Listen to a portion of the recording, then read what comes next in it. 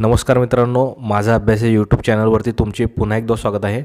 आज आपण शासकीय वैद्यकीय महाविद्यालय मुंबई येथे गट ड संवर्गातील विविध पदांसाठीची जाहिरात आलेली आहे ते एक शॉर्टमध्ये महत्त्वाची माहिती बघणार आहोत।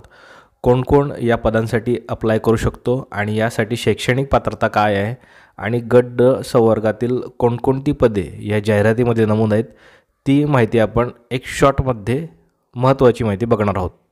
तर सुरुवात करूया। GMC मुंबई भरती यामध्ये पदाचे नाव आहे गट ड वर्ग 4 अंतर्गत विविध पदे, एकूण 211 जागांसाठी ही जाहिरात प्रसिद्ध झालेली आहे।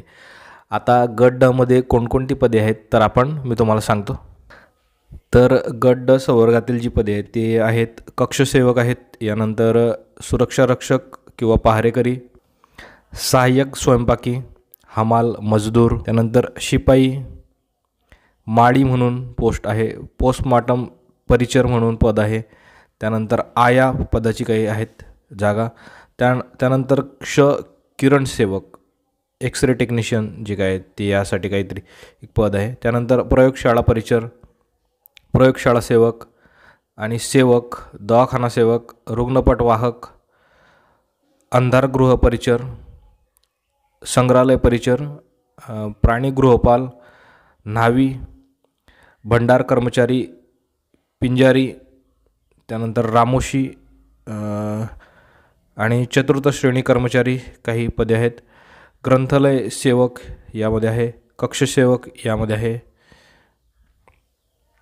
शिपाई यामध्ये आहे, असे इलेक्ट्रिकल कुली, धोबी, तसेच विविध पदे यामध्ये नमूद आहेत। तर ड वर्गातील या विविध पदांसाठी ही जाहिरात आलेली आहे। यासाठी शैक्षणिक पात्रता काय आहे ते आपण बघूया।